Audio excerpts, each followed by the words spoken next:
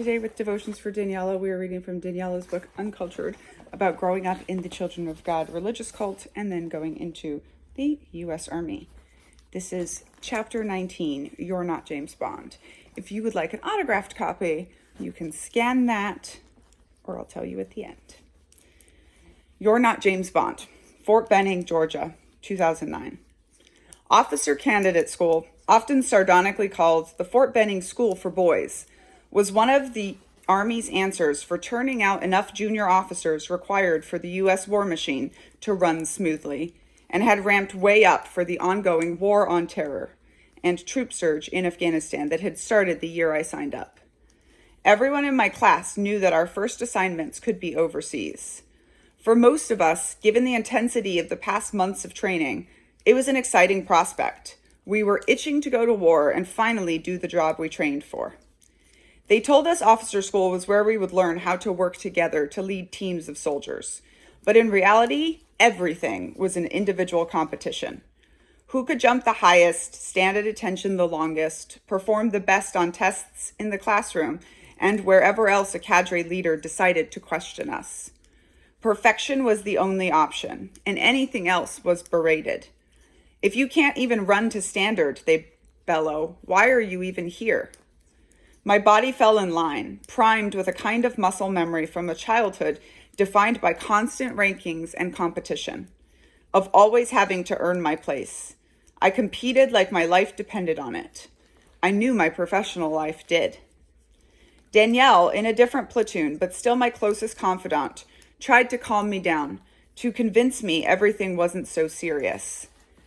She warned me I was driving people away.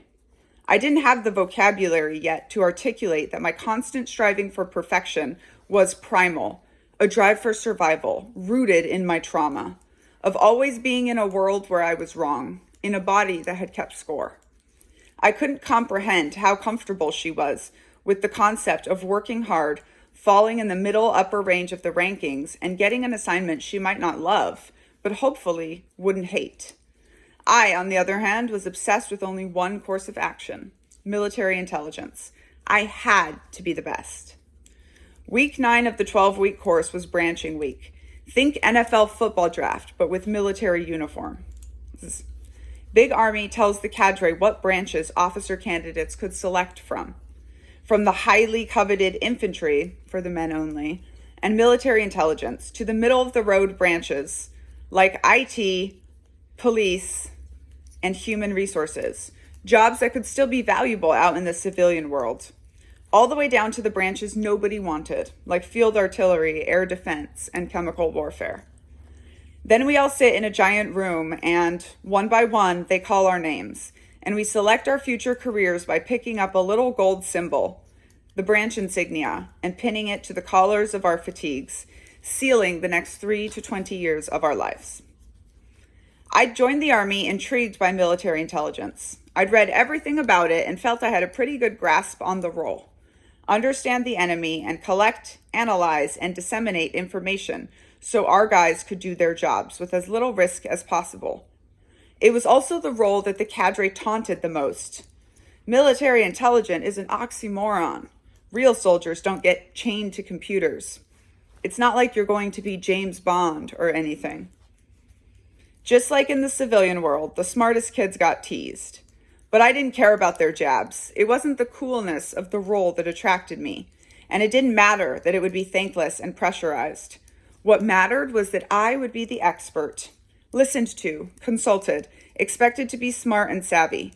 Besides, a job where the government would pay me to change everything about the way I saw the world, to understand the motives of someone else or other groups, learn all the rules. That was my basic survival skill. Sign me up.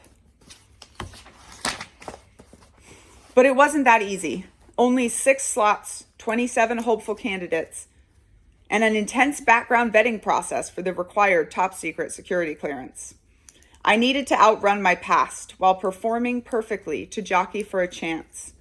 Running, as it turned out, was my secret weapon. Once I'd figured out in basic training that I was fast, I trained like someone chasing me. The Army rated men and women on different scales, always assuming that women could not meet the same physical standards as men. based on a non-scientifically supported notion that those physical standards were necessary in the first place. But I could ace the men's standards, which made me a target for both sides of the affirmative action debate, especially given how much my career benefited from it. In a world where everything was stack ranked and based on gender, I'd worked my way up to doing 80 push-ups, almost double the max for women, and I got 35 extra points for running the same 6-minute mile as a male candidate, who would only receive 3 points. For my class, we witnessed how officer school became a track competition, with the winners literally running their way into the Army's top branches. In hindsight, it seems obvious this type of training not only created a me-first atmosphere instead of one of cooperation and leadership, but also further alienated the men who thought women weren't good enough to belong, no matter how good we were. For me, I always felt caught in the middle, my own wins and achievements secondary to the bruised egos of the men who placed behind me. But I made it. My name was the 6th to be called out of more than 180 candidates who'd made it this far. And I felt relieved more than triumphant when I picked up the gold flower pierced by a sword, the symbol of the military intelligence branch, and pinned it to my collar. That evening, the 6 of us new intel officers donned bow ties at the candidate watering hole as we ordered our martinis, shaken, not stirred, and laughed at the expense of our cadre, who hadn't been able to break us completely. I'd done it. I jumped the hurdles and got the career I'd set out for when I'd started. Even Jeff hadn't been able to do that, having to settle for field artillery when he'd hoped for finance, even though in the preceding year, he had made up for his disappointment by transforming tough combat arms guy into a core part of his identity. Danielle graduated in the top quartile like she expected and chose Signal, the IT branch, even though she'd wanted military intelligence as badly as I had. You'll be the only signal officer incapable of operating the radios, I joked afterward, laughing away the sadness that we'd soon be separated, permanently. You'll make a great platoon leader wherever you go, I finished. People would like to know that she now lives 20 minutes away from me. I thought of how Dad would probably switch to spy shows so he could continue asking me, is it really like this? He'd been glued to Army shows since they'd left the family, and whenever I called, he peppered me with questions about how much the Army had changed since he had been in it back in the Vietnam War era. I knew Mom would be proud of me. She always was. So just like that, after a mere 5 months of training at 22 years old and 6.5 years in the real world, looking like a deer in several very bright headlights, I found myself a second lieutenant in the United States Army. Ready, set, leadership. Just add war. After our commissioning ceremony, Danielle and I took what would become our signature tongue-in-cheek photo, facing each other, palms together, each with a foot popped out sassily behind us, our carefully pressed Army greens bright, our second lieutenant rank winking from our berets. Then I was on a highway with Jeff, driving cross-country in the overly fancy car he insisted I buy, the perfect officer car, according to him, and then leaving him in Fort Polk, Louisiana, his first duty station. I stopped in Houston to see my family for Thanksgiving, which made me feel like every other American soldier on leave, something close to normal. Mom and Grace had settled close to the hospital for Grace's recovery, which was improving, and Dad had taken a bus from Mexico with the other 5 kids to join Mom, not just for the holiday, but full-time. As we said grace at the table, I bowed my head, even though I hadn't prayed once since I'd left home. I thought about all I was grateful for, surviving, flourishing even, and the new rank and title that said I was secure. Grace was alive, even if we didn't know what the long-term damage of her illness might be. She just graduated with her associate's degree. And I was glad that Mom had gotten my family out.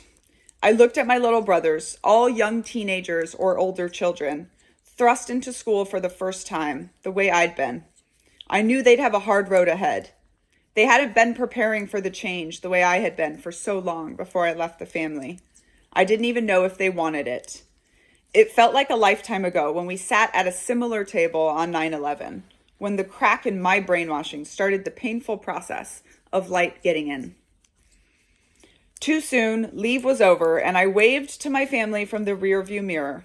I kept driving to Sierra Vista, both a relatively small town and one of the larger cities in Arizona, right at the border of Mexico. I arrived at Fort Huachuca, U.S. Army Intelligence Center of Excellence, or Spy School, as we all called it, where we would learn how to think red, to get inside the heads of the bad guys, the others, to play the enemy in war games, and become part of a time-honored tradition of predicting where they might be hiding so that our combat forces could do their thing.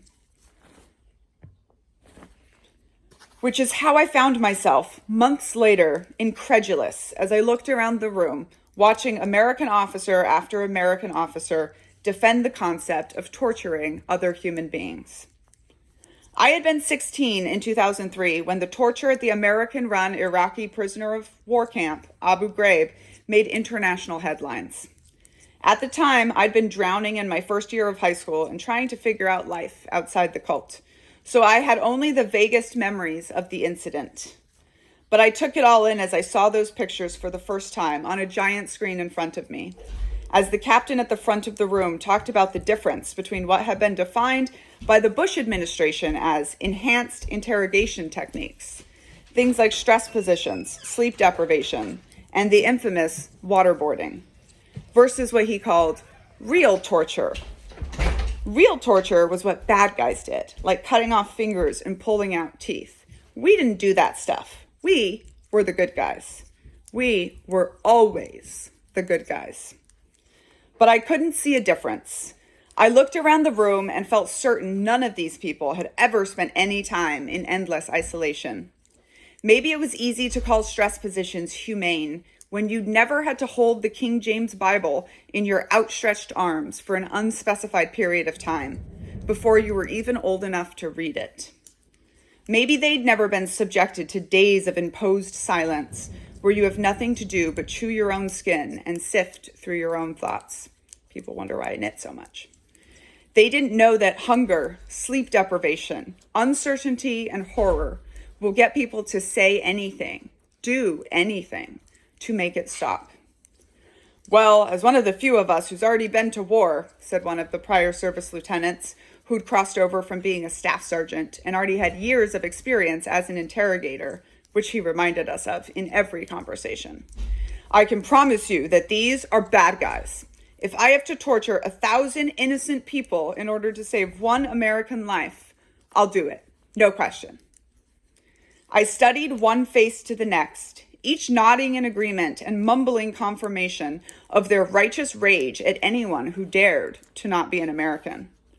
How was it possible that 9 out of the 10 most intelligent, competitive, best of their class Army officers were casually and publicly expressing their belief that torture is justified for any reason, not to mention against the ignorant, against the innocent, sorry. But I knew I was part of why I never really felt at home, never American enough. I hadn't gotten the same indoctrination as everybody else growing up. America does what the Army does, just at a larger and more insidious scale. The programming begins at birth. America is the greatest country on earth. We are the best, down with all the rest. And if we have to torture 1,000 innocent people to prove it, so be it. When you believe you're the best, the chosen ones, then the end can always be made to justify the means. That day, I promised myself that I wouldn't hate groups of people, that I'd seen where that could lead. I knew I couldn't share that out loud. There was no room for disagreement in that crowd.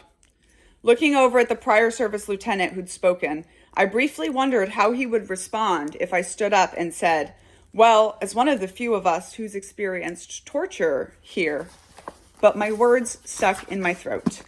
And I thought this would be a secret I'd have to keep for the time being. I won't hate groups of people, I repeated to myself. Not the Afghans, not the Iraqis, not those we partnered with who ended up betraying us, not even the terrorists. Sure, A year's worth of nonstop training was starting to make its way into my brain, programming me alongside my peers. But I, at least, knew it was happening. And knowing it was happening meant I could draw some lines in the sand, lines that I'd know not to let the group pull me across. As I made my way through spy school, embedded in studying countercultures, I realized that this was all nothing but a bet, a conviction based on blind faith at best, narcissistic delusion at worst. We weren't inherently better than anyone. I knew that for a fact. By serving in the army and going to war, we were betting our side was the right side. Looking around the room was a game of Russian roulette. I knew that some of us might die for that bet. And I found myself asking the big question in spy school that wasn't on any test.